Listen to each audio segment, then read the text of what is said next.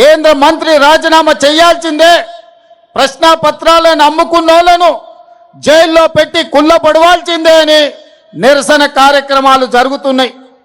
ఈ నిరసన కార్యక్రమాలను ప్రజల ఆందోళనను పరిగణలోకి తీసుకొని ఈ దేశ ప్రధానమంత్రి నరేంద్ర మోడీ గారు ధర్మేంద్ర ప్రధాన్ను బర్తరఫ్ చేసి ప్రశ్నాపత్రాలు అమ్ముకున్నోళ్ళని అరెస్టు చేసి జైల్లో పెట్టాల్సింది పోయి తిహారు జైల్లో వాళ్లకు చిప్పకూడు తినిపించాల్సింది పోయి జంతర్ మంతర్ నుంచి పార్లమెంట్ వైపు నిరసన తెలుపుకుంటూ వెళుతున్న వేలాది మంది విద్యార్థులను లాఠీ చార్జులతో బాష్పవాయు గోళాలతో ఈ విద్యార్థుల మీద పాశవిక దాడి చేసింది.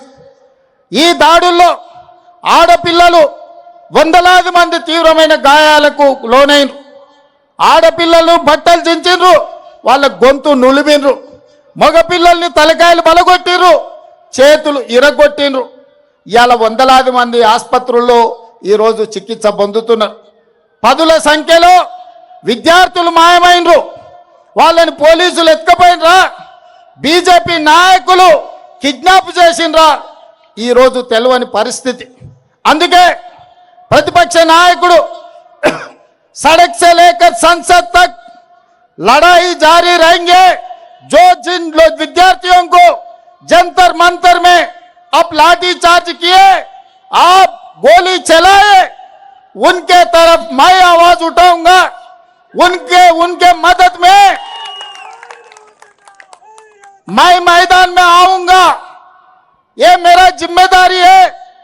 मैं ये नौजवानों को हिम्मत दिलाना चाहता हूं అని రాహుల్ గాంధీ, ప్రియాంక గాంధీ గారు మల్లికార్జున్ ఖర్గే నాయకత్వంలో ఆయన ఇంటి నుంచి ప్రధానమంత్రి ఇంటి ముట్టడికి బయలుదేరి. మిత్రులారా, ప్రజాస్వామ్యంలో నిరసన తెలపడం అనేది డాక్టర్ బాబాసాహెబ్ అంబేద్కర్ మనకిచ్చిన రాజ్యాంగ హక్కు. పార్లమెంటరీ వ్యవస్థలో ప్రజల సమస్యల్ని ప్రస్తావించడం ప్రజాప్రతినిధుల బాధ్యత.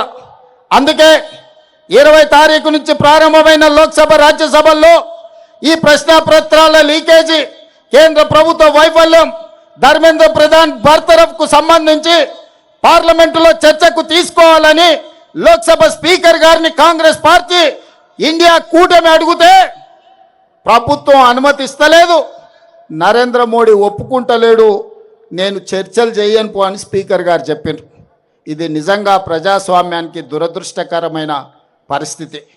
ఇది ప్రజాస్వామ్యానికి చీకటి రోజు. ఒక లోక్సభ స్పీకర్గా ఆ సభలో ఏ చర్చ జరగాలి, ఏ ఎజెండా ఉండాలి అనేది లోక్సభ స్పీకర్గా వారే నిర్ణయించాలి. వారు ప్రభుత్వం నుంచి ఒత్తిడికి లోనై నరేంద్ర మోడీ గారు భయపెట్టి లోక్సభ స్పీకర్ గారిని ఈ నీట్ పరీక్షలకు సంబంధించి కానీ, సిబిఎస్ఈ పరీక్షల కుంభకోణం గురించి కానీ ఈరోజు చర్చ జరగకుండా అడ్డుకున్నాడు. మిత్రులారా, ఈరోజు లోక్సభ స్పీకర్ మీద, ఢిల్లీ పోలీసుల మీద ఒత్తిడి తీసుకొచ్చి ఈరోజు నరేంద్ర మోడీ గారు పాశవికంగా కాంగ్రెస్ పార్టీ నాయకుడు రాహుల్ గాంధీ గారిని కొడితే రాహుల్ గాంధీ గారి ముక్కులో నుంచి రక్తం చిందింది. ఆ రక్తం ఈ నేలను తడిపింది. నేను ఒక్క మాట చెప్పదలుచుకున్న నరేంద్ర మోడీ గారికి, నరేంద్ర మోడీ గారు ఈ దేశ ప్రజల కోసం రక్తం చిందించడం గాంధీ కుటుంబంలో రాహుల్ గాంధీ మొదటివాడు కాదు, రాహుల్ గాంధీ చివరివాడు కాదు. ఆనాడు మహాత్మా గాంధీ గారు ఈ దేశం కోసం 30 ఏళ్ళు తెల్ల దొరలతో కొట్లాడి ఈ దేశానికి స్వతంత్రం తీసుకొచ్చిండు. 30 ఏళ్లలో ఎన్నడూ కూడా తెల్ల దొరలు కూడా లాఠీ ఎత్తడానికి మహాత్మా గాంధీ గారి మీద భయపడ్డారు. అలాంటి మహాత్మా గాంధీ గారిని స్వతంత్రం వచ్చిన మొదటి సంవత్సరంలోనే మీ తుపాకీ తూటాలకు బలైపోయిండు. అది మీ ఆరంభం. గాడ్సే వారసులు మీరు. గాంధీజీని ఆనాడు పొట్టన పెట్టుకున్నారు.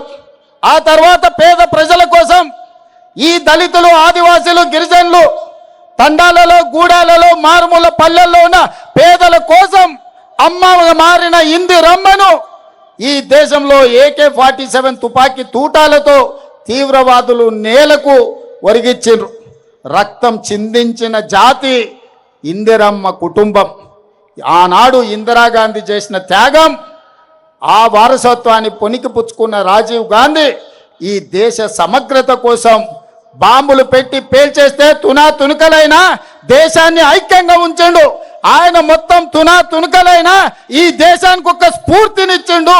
చివరి రక్తపు బొట్టు వరకు రాజీవ్ గాంధీ గారు ఈ దేశం కోసమే బతికిండు, ఈ ప్రజల కోసమే ప్రాణాలు ఇచ్చిండు.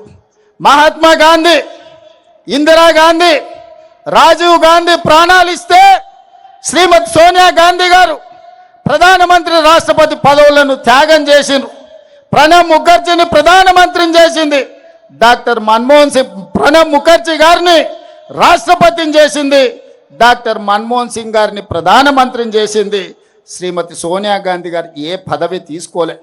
అలాంటి సోనియా గాంధీ గారి వారసుడు రాహుల్ గాంధీ గారు 2004లో ఎంపీగా ఎన్నికైనా 10 సంవత్సరాల అధికారంలో ఉంటే మొదటి 5 ఏళ్ళు మంత్రి తీసుకోలే, రెండవ 5 ఏళ్ళు ప్రధానమంత్రి తీసుకోలే. ప్రతిపక్షంలో 10 ఏళ్ళు ఉంటే ప్రతిపక్ష నాయకుడిగా మల్లికార్జున్ ఖర్గే గారిని లేకపోతే బెంగాల్కు సంబంధించిన నాయకునికి ప్రతిపక్ష హోదా ఇచ్చిండు. కానీ 20 సంవత్సరాల తర్వాత 2024లో దేశము ప్రజాస్వామ్యము ప్రమాదంలో పడ్డది.